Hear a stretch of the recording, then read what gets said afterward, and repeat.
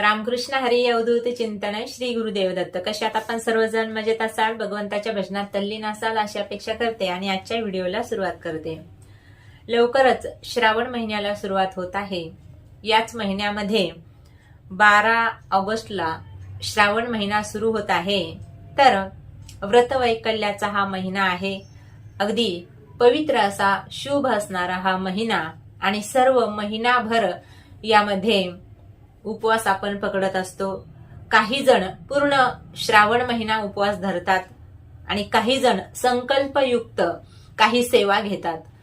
काही शिवलीलामृताचे जे पाठ आहेत ते करत असतात, काही जण भागवताचे पाठ करतात, काही जण गुरुचरित्राचे पाठ करतात किंवा पारायण करतात. ज्याला जी जमेल ती सेवा आपण या महिन्यामध्ये करत असतो आणि ज्यांच्याकडून काहीच सेवा होत नाही ते नामस्मरण तर या महिन्यात करतच असतात. तर काही जण जे आहेत वर्षभर सोमवारचे उपवास धरत नाहीत, पण या श्रावण महिन्यातील जे सोमवार आहेत तर त्या दिवशी आपण उपवास करत असतो आणि बरेचसे लोक करत असतात. तर या उपवासाला काय खायचं आणि काय खायचं नाही तर हे आपण या व्हिडिओमध्ये पाहणार आहोत. उपवासासाठी काय काय लागतं हे आपल्याला माहीतच आहे, पण जेव्हा आपण सोमवारचा विशेष करून जेव्हा उपवास सोडतो त्या उपवासामध्ये काही गोष्टी चालत नाहीत आणि त्या मी आपल्याला सांगणार आहे. पहा, सोमवारचा उपवास सोडताना कांदा लसूण हा तर वर्ज्य आहे, हे सर्वांनाच माहित आहे. काही साधक वर्षभर उपवास करतात सोमवारचे, पण काही जण असे आहेत जे फक्त श्रावण महिन्यातीलच सोमवारचा उपवास धरत असतील. त्यांच्यासाठी जे आहेत ते विशेष नियम या श्रावण महिन्यातील जे काही आहेत आणि विशेष करून उपवास सोडण्याचे नियम आज आपण या व्हिडिओमध्ये पाहणार आहोत. कारण उपवासाचे बरेचसे नियम आपल्याला माहिती आहेत, पण उपवास सोडताना कोणते पदार्थ आपल्या जेवणामध्ये घ्यावेत आणि कोणते नाही घ्यायचे हे आपल्याला या व्हिडिओमध्ये मी सांगणार आहे. तर बघा, आता कुठले पदार्थ घ्यायचे हे सगळ्यांनाच ठाऊक आहे काय काय खायचं, तर पण जे नाही खायचं ते मी आपल्याला सांगते. जे पदार्थ या उपवासाला चालत नाहीत. वांग्याची भाजी उपवास सोडायला चालत नाही. कोणता? तर सोमवारचा उपवास सोडायला वांग्याची भाजी चालत नाही. त्यानंतर आहे तुरई, काही ठिकाणी त्याला गिलकं म्हणतात, काही ठिकाणी त्याला दोडकं म्हणतात. तर हे सुद्धा उपवास सोडायला चालत नाही. बाकीच्या उपवासामध्ये हे चालतो हा पदार्थ, पण सोमवारच्या उपवासामध्ये चालत नाही. त्यानंतर जी मसूरची डाळ आहे हिची सुद्धा भाजी, हिचं किंवा वरण या उपवासाला चालत नाही सोमवार सोडण्यासाठी. त्यानंतर कांदा आणि लसूण हे सुद्धा चालत नाही.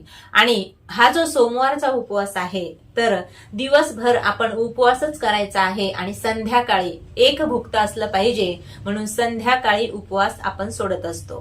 कारण नियमच असा आहे. आणि सोमवारचा सगळ्यात महत्वाचा नियम असा आहे, सोमवार उपवास धरायचा असेल तर दिवसभरात कधीही आपण तिखट खाता कामा नये. म्हणजे तिखट या उपवासाला चालत नाही. सोमवार सोडताना सुद्धा आपण तिखट काही जण वापर करतात आणि काही जण मात्र अजिबात तिखट खात नाही, कारण या उपवासाचा नियमच आहे. तर अशा पद्धतीचा हा नियम आहे. कशाचा? तर सोमवारचा उपवास सोडण्याचा. वांग्याची भाजी सोमवारच्या उपवासाला का खायची नाही? तर एक आख्यायिका आहे. ही वांग्याची भाजी खाल्ल्यानंतर या वांग्याचे जे बी असते तर हे बी 21 दिवसापर्यंत आपल्या पोटात राहते. ही एक आख्यायिका आहे. तर त्यामुळे वांग या सोमवारच्या उपवासाला चालत नाही, सोमवार सोडण्यासाठी चालत नाही. दुसरी गोष्ट, जे कुलाचार पालन करत असतात कुलधर्माचे, तर ते चंपाषष्ठी होईपर्यंत वांग खात नाहीत. म्हणजे कुठून कुठपर्यंत? आषाढी एकादशी झाल्यापासून ते चंपाषष्ठी पर्यंत वांग्याची भाजी, जेव्हा पहिला नैवेद्य आपल्या खंडेरायांना अर्पित केला जातो तेव्हाच वांग्याची भाजी खातात. म्हणून या श्रावण महिन्यात वांग्याची भाजी चालत नाही. असे 2 कारण आहेत जे मला माहिती आहेत, ते मी आपल्याला सांगितले. तर काही निवडक गोष्टी असतात ज्या की उपवासामध्ये चालत नाहीत. आता सोमवारचा उपवास करायचा आहे तर आपलं वागणं बोलणं सुद्धा कसं असलं पाहिजे? थोडीशीच देवाची भक्ती करायची, पण ती देवापर्यंत जर जाऊन आपल्याला न्यायची असेल, देवापर्यंत जाऊन पोहोचवायची असेल तर काय केलं पाहिजे? चांगलं आचरण केलं पाहिजे. पवित्रता, शुद्धता या गोष्टी खूप महत्वाच्या आहेत. तर अगदी आपण शुचिर्भूतच असलं पाहिजे, आपली वाणी पवित्रच असली पाहिजे. नुसतं शरीराने पवित्र राहून उपयोग नाही, तर आपलं अंतकरण जे आहे ते सुद्धा शुद्ध असलं पाहिजे.